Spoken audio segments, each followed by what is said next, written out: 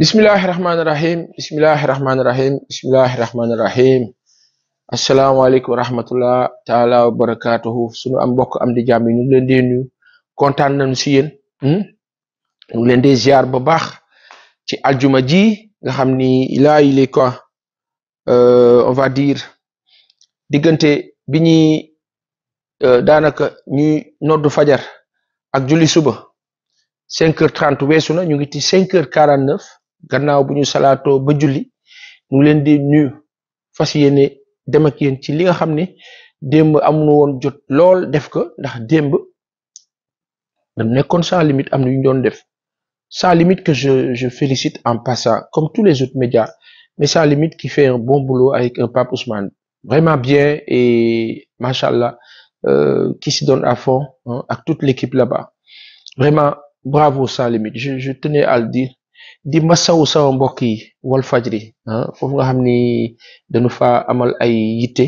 di leen masawu bu baax a baax a baax a baax di masawu toute l'équipe di masawu Cheikh Niass et tous les employés di wax ne yàlla nag moo bindee ni àdduna toujours dañuy am ay ndok-ndok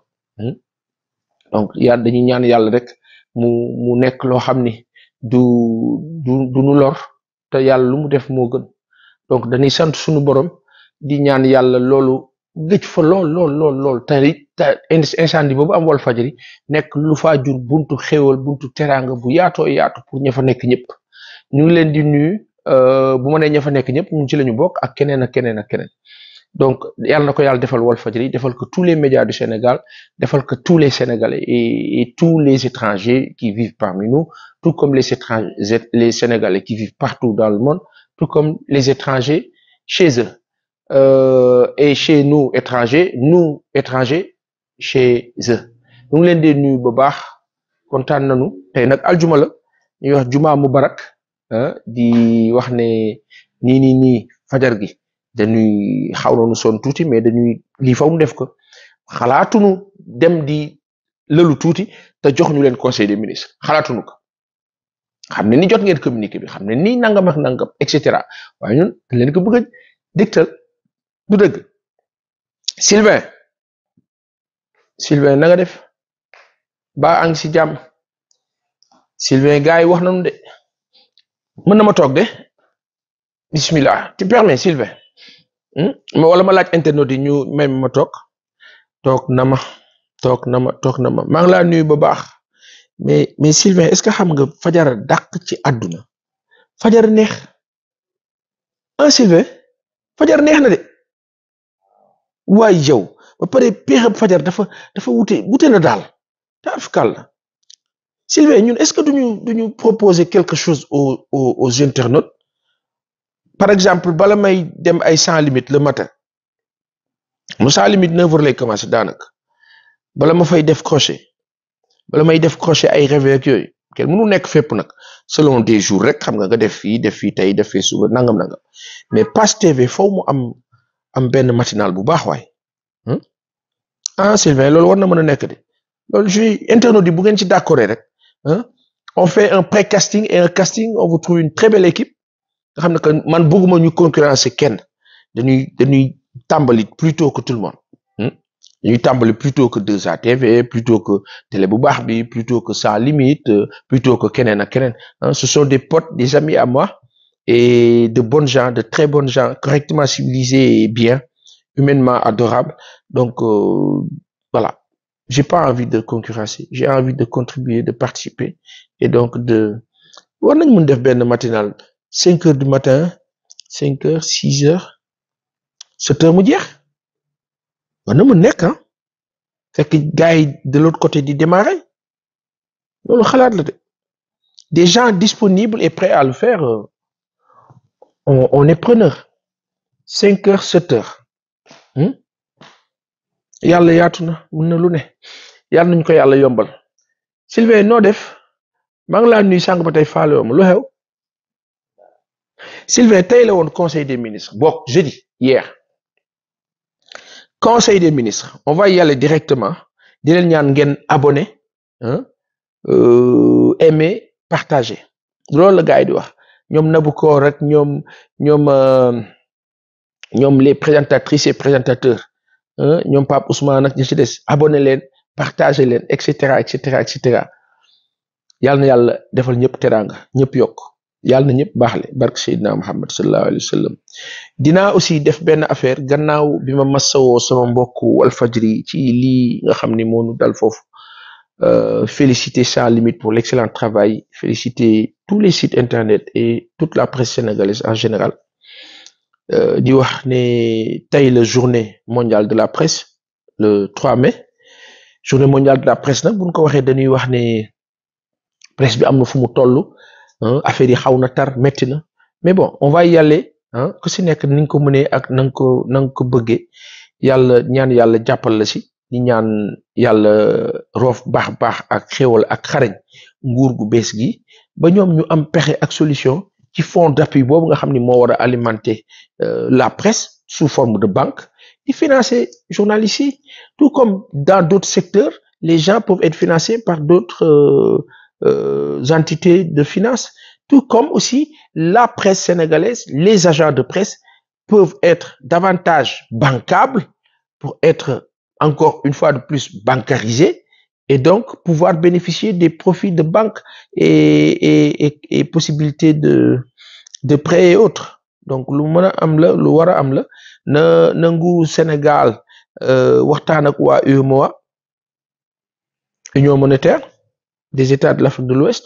pour mën a dem dans le sens de combiner leurs forces et faciliter le pouvoir d'achat des populations de leur population loolu lu war a mën a nekk la ça va sur la TVA nañu wàññi taxe bi TVA bi dafa bëri 18% dafa bëri 18% dafa bëri 10% doy na 12% yi mu nekkoon doy na 13% doy na mais 18% c'est trop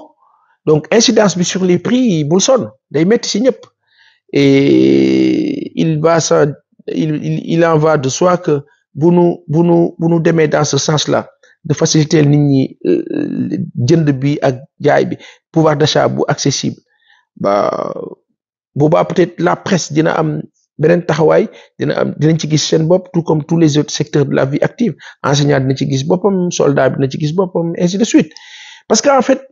surenchère ak inflation bi am ci àdduna bi mais boo ko boolee ci sunu dëkk yi mais da ngay rey nit ñi dinañ am ay experts certainement qu'on aura l'occasion de rencontrer ñu wax ñu techniquement qu'est-ce qu'il faut faire qu'est-ce qui est possible d'être fait etc. Le problème de la monnaie tout le monde en parle conséquemment c'est lu nu sonal là aussi mais il va falloir trouver les bons arguments et les bonnes stratégies pour pouvoir y arriver et aller de l'avant. Alors je vais aller sur le Conseil des ministres xam naa ni que loolu lu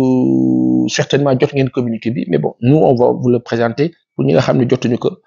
ñu wax leen ni démb président Bassirou Diomaye Diakhar Faye amaloon na ndaje fële ca palais ba parce que le 2 démb le Conseil des ministres waroon am mais démb le 1er plutôt mu ngi tombé ak fête du travail. Donc la fête du travail les fonctionnaires et autres les syndicats ñëpp nekkoon doon présenter seen cahier de doléances. Alors le Conseil des ministres bi am démb dafa am décision yu importante yu ci am dañ leen ciy demal directement comme ça ngeen ubbee ko seen journée inchallah. Le chef de l'État son excellence monsieur Bassirou Diomaye Diakhar Faye a présidé ce jeudi 2 mai 2024 je le lis textuellement la réunion hebdomadaire du Conseil des ministres au Palais de la République. À l'entame de sa communication, le président de la République a adressé à nouveau ses condoléances les plus attristées aux familles des victimes du dramatique accident de la route survenu le jeudi 25 avril 2024 sur l'axe Koungheul-Koumpentoum au village de Yamang. Il a souhaité un prompt rétablissement aux blessés qui bénéficient déjà de la prise en charge de l'État. Donc président de la République dikk na ci accident bi amoon fële ca diggante Koumpentoum ak fële Koungheul ci ñi nga xam ne ñu ngi dëkk foofu ci village boobu ñuy wax Yemang metti lu na trop jëye jooju fa am naqarlu ko jaale njaboot yi wax nag nañu xool nag ay pexe yoo xam ni lu ni mel dootul am. Le chef de l'État effectivement a fait part au Conseil de sa vive préoccupation face à la recrudescence des accidents de la route depuis plusieurs semaines. Le président de la République a demandé au ministre en charge des transports terrestres, de la gendarmerie et de la police nationale de proposer sous la supervision du Premier ministre, un plan d'urgence de prévention et de sécurité routière qui sera exécuté dans toute sa rigueur et dans les meilleurs délais. Le chef de l'État a en outre instruit le ministre en charge des transports terrestres de procéder à l'évaluation des actions de l'Agence nationale de sécurité routière et à l'ajustement de ses interventions en termes de sensibilisation et d'accompagnement des acteurs des transports publics, notamment les chauffeurs. Alors, man nak fofu dina wax né président bi donc effectivement wax na ministre concerné yi wax na wa donc le ministre de bi nga xamné moy El Malik Ndiaye bi yoré transport bi mu xol ak wa ANASER nak lan la agence nationale de sécurité routière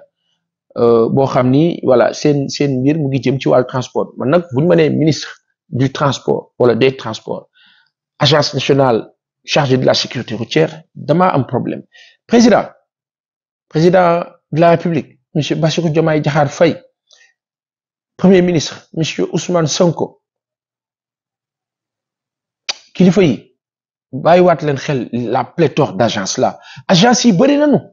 te agence yooyu yëpp ay département la ci ay ministères ci nga xam ne mooy ANASER forcément il dépend du ministre des transports parce que gawma mu war a mun dépendre ci keneen ku dul moom c'est un département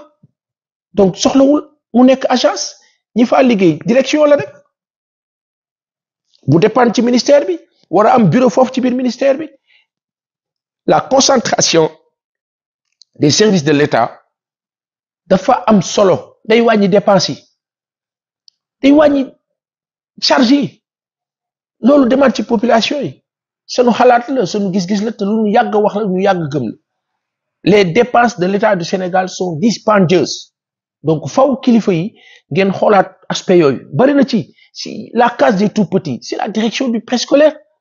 bu ma juumul ministère de l'éducation nationale ministère de l'enseignement supérieur yëpp daanaka benn la ci jamono sunu bàyyee ñoom Abdel Kader Fall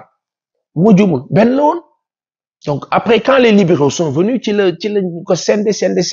voilà scindé à un moment donné ça ressemblait à genre caser ay nit mais je n'ose pas l'imaginer mais disons que yooyu yëpp da ngeen ko war a mën a xoolaat parce que charge yu 10 la alors je disais donc que président bi wax na waa ANASER agence boobu justement ak kii di ministre des transports El Malick Ndiaye sous la coupole du premier ministre ñu xool bu baax nan la ñu mën a def ba accident yu ni mel bañ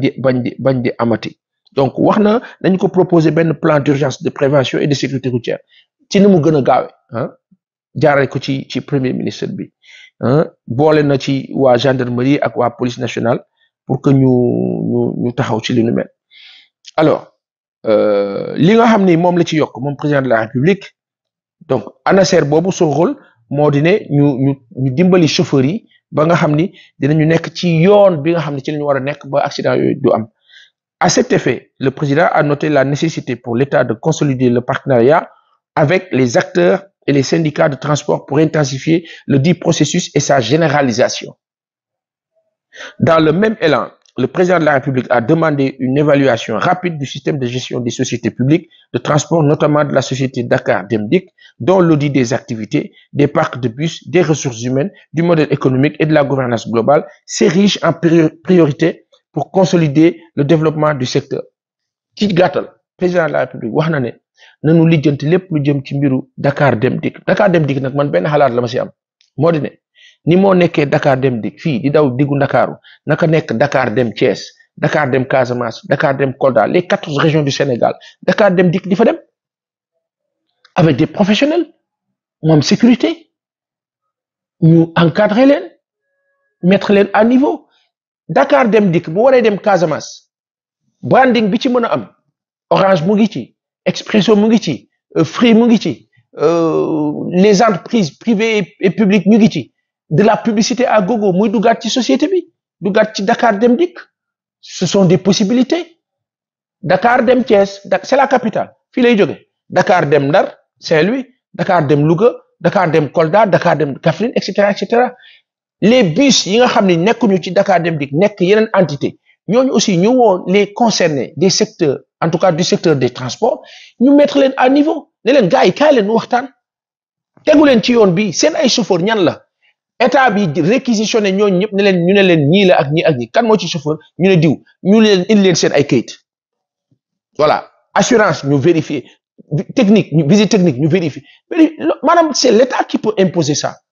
avec des corps dédiés ANASER bi comme ñoom ñu ngi fi le ministère des transports loolu c'est un boulot et il est colossal comme boulot mais dafa laaj taxawaay avec suivi ñu ne ca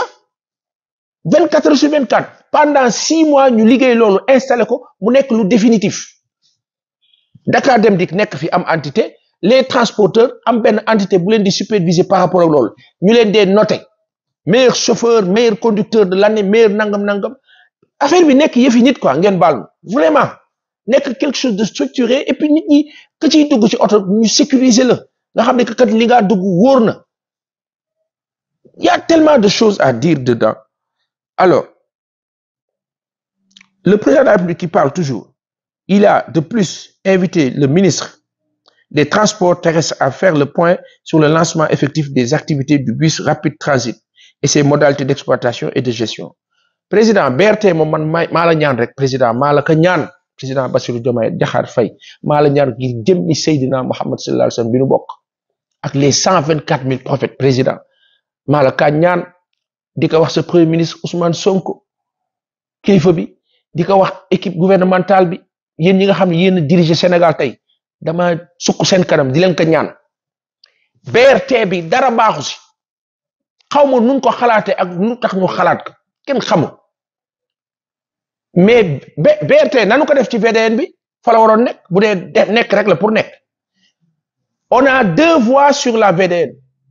parallèle à droite parallèle à gauche ay tali la yooyu boo ko yaataloon oto yi di daw di dem ku ci nekk dem fa nga jëm banlieue de l'autre côté BRT bi fi ñu ko jaarale pourquoi parce que ñoom ils ont calculé le taux de densité de population fu nit ñi gën a war a mën a bare et cetera bon VDN bi il faut pas fatiguer les autres c'est voilà certaines couches il faut pas les fatiguer la corniche il faut pas y penser donc ngeen dem xool fi gën a xat man nguura président Macky Sall laa comprendre man dama yaakaar ne président Macky Sall xam naa loolu gisu ko yëgu ko ma yaakaar loolu daal xool fi gën a xat ci dëkk bi ngeen ne da nga fay dem BRT fi nga xam moo gën a compliqué ils me diront les spécialistes certainement oui c'était l'objectif foofu amul sécurité président Bassirou Diomaye Diakhar Faye dimbali ma rek nga doxantu fa guddi doxantu fa bëccëg ba guddi gi nit ñi dañ fay làng ci yenn zone yi toog teg ataaya teg kii bon parce que oto yi voilà densité bus bi bareegul la journée les gens traversent te ni ñuy traverser nit mën na di traverser foog ni mu ngi ci mbedd mi wala ci trottoir fekk mu ngi ci diggu tali bi du gis luy ñëw fii du gis luy ñëw fii cette insécurité là mais BRT bi président waru leen sax di ci nekk da ngeen war a wax ne BRT bi nañ ko xoolaat lii ci gën a simple xam nga nun nag ay profane lañu waaye dañuy romb di gis di ko dund trop seen ba pare fekk fu xat nga dem tabax fa loo xam ne seen arrêt yooyu ñu fa def arrêt yi toll na ni kii Louga ba Kédougou ba Ndar ci rëy yow fu xat nga ñëw xuli lii table bi fu xat fii nga ñëw def fi lii muy arrêt lii yëpp jël espace nga ne tali bi fii dagg fii pokos ki yooyu jikkoy ngunu la nañ ma baal daal ñaaw na daal BRT bi xat na agresseur yi tey ngay traversé benn waxtu bi saway ñu baare tali bi nga gis kenn ku ñëw dawal benn ki tëddal benn scooter nga ne dafa am ku tëdd fii waa ji tëdd maar day si xam nga ñoom dañu ñaw nga ñëw droite taxaw di wàcc di xool ñu fekk la fa maar day si 2 heures du matin 1 heure du matin kenn xamul ban heure cette insécurité là mais il faut refuser ça président sa kanam laa sukk naa seen kanam yéen di leen ko ñaan ngir jëmmi rasulullah sallallahu alayhi wa sallam BRT bi billaay bu ngeen ko fonctionner normal ñi ko def dañ toog fële di retaan parce que ay jéey rek lay jur diggante RTS di wàcc yow nan ngay jëlee dëkk bu mel ni Dakar plus fort taux de densité fatt fees del nga ne yaa ngay BRT looy BRT doo décongestionné dëkk bi jël milliards yooyu nga def ci BRT 300 milliards xaw ma 400 milliards xaw ma nu ci def sax nga jël ko ba pare jox ko ay société française nga jël ko këpp ko ci mbay mii këpp ko ci vallée fossile këpp ko ci canal du Cayor ndox mi ñu irriguer tout le Sénégal di bay noor ak nawet ñooñu di concentré wu Dakar di nekk ay ambulant di nekk ay dawalkati Jakarta ak la ca des dem bay am xaalis am teranga le cultivateur sénégalais war a mën a am 500 000 francs par weer jëm kaw parce que affaire bi day dox bay bi day dox tout le temps foofu la ñu war a dem pourquoi tout le monde pourquoi on veut se concentrer ci biir Dakar jaru ko